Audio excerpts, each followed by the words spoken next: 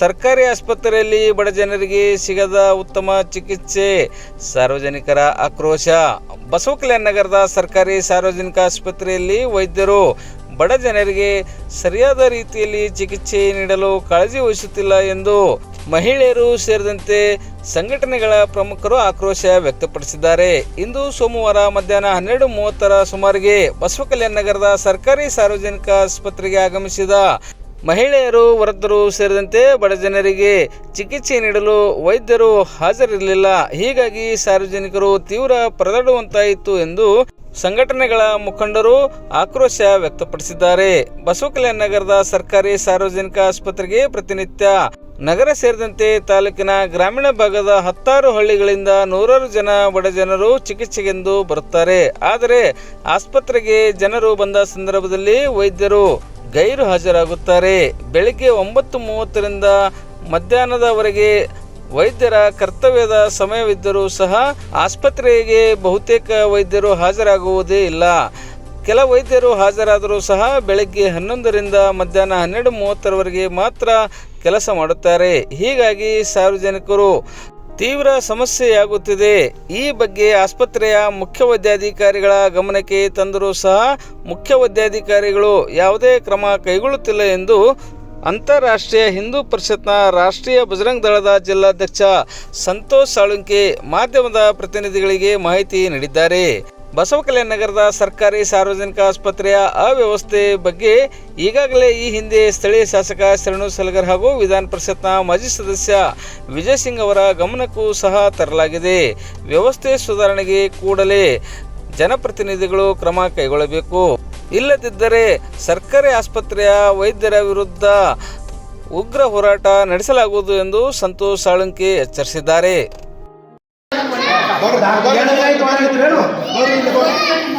ಇವತ್ತಿಗೆ 2 ದಿನ ಆಯ್ತು, ಡಾಕ್ಟರ್ಸ್ ನೋಡ್ತಾ ಇಲ್ಲ, ಯಾರು ಕೇಳಿ ಮಾಡ್ತಾ ಇಲ್ಲ. ತಾವೆಲ್ಲಿರುವ ರಾಜೇಶ್ವರಿ ಬಂದ್ರಿ, ಡಾಕ್ಟರ್ಸ್ ಏನ್ ನೋಡಿದ್ರಿಲ್ಲ.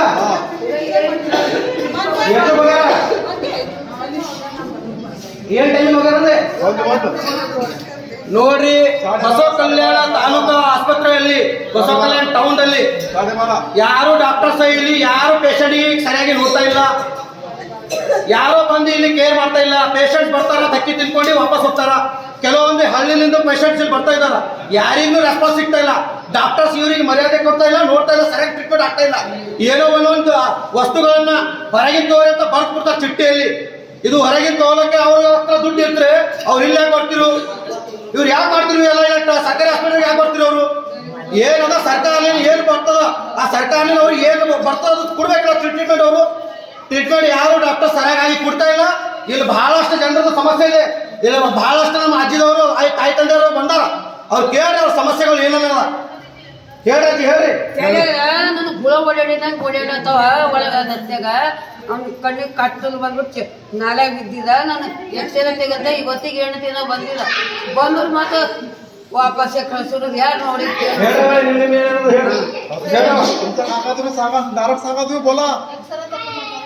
ಹೇಳ್ರಿ, ಮಾತಾಡ್ರಿ, ನೀವು ಬಿಂದಾಸ್ ಮಾತಾಡ್ರಿ, ಅಡಿಕಡಿ ಮಾಡೋದು ನಾವು.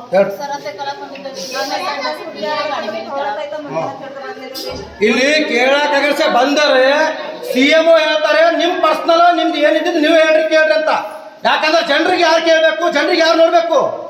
ಜನ ಬರ್ಬೇಕು, ಧಕ್ಕಿ ತಿನ್ಕೊಂಡು ಹೋಗ್ಬೇಕಾ? ತಾವು ಉತ್ತರ ಕೊಡ್ರಿ. ತಾಲೂಕಾ ಏನ್ CM ಆಗಿದ್ರ, ಇಲ್ಲಿ ಡಾಕ್ಟರ್ಸ್ ಏನ್ ಕೆಲಸ ಮಾಡ್ತಾರ ತಾವು ಉತ್ತರ ಕೊಡ್ರಿ. ಅವ್ರ ಟೈಮ್ ಮೇಂಟೈನ್ ಇಲ್ಲ. ಮುಂಜಾನೆ 9:00ಗೆ ಬರ್ಬೇಕು, 9:00ಗೆ ಯಾರು ಬರ್ತಾ ಇಲ್ಲ, 11ಕ್ಕೆ ಬರ್ತಾರೆ. ಹೋಗ್ಬೇಕಾದ್ರ 1:30ಕ್ಕೆ ಹೋಗ್ಬೇಕು, ಅವ್ರು 12:30ಕ್ಕೆ ಹೊಂಟೋಗ್ತಾರೆ, 3ಕ್ಕೆ ಬರ್ತಾರೆ ರಿಟರ್ನ್ ಲಂಚ್ ಮಾಡಿ. ಅಂದ್ರೆ ಏನ್ ಸರ್ವಿಸ್ ಸಿಗ್ತಾ ಇದೆ? ತಾವು ಎಲ್ಲರೂ ಇದಕ್ಕೆ ಗಮನಕ್ಕೆ ತಗೊಂಡು ತಾಲೂಕು ಆಸ್ಪತ್ರೆಯಲ್ಲಿ ಏನ್ ದಂಧೆ ನಡೀತಾ ಇದೆ, ಯಾರಿಗೆ ಏನ್ ಟ್ರೀಟ್ಮೆಂಟ್ ಸಿಗ್ತಾ ಇಲ್ಲ ಗಮನಕ್ಕೆ ತಂದು ನಮ್ಮ ಬಸವಕಲ್ಯಾಣ ಶಾಸಕರು ಮತ್ತು ಹಾಗೆ ನಮ್ಮ MLC ex-MLC ವಿಜಯ್ ಸಿಂಗ್ ಸಾಹೇಬರು ಇಲ್ಲಿ ಬಂದು ನೋಡ್ಬೇಕು. ತಾವೆಲ್ಲ ಏನದ ಇದು ಬಸವಕಲ್ಯಾಣ ಗೌರ್ಮೆಂಟ್ ಹಾಸ್ಪಿಟಲ್ ಸರ್ಚಿಂಗ್ ಮಾಡಿ ಎಲ್ಲ ಏನ್ ಕೊಡ್ಲತ್ತಾರ, ಸರ್ವಿಸ್ ಏನ್ ಕೊಡ್ಲತ್ತ ಅಂತ ಎಲ್ಲರಿಗೆ ಸಹಕರಿಸಬೇಕು. ಧನ್ಯವಾದಗಳು.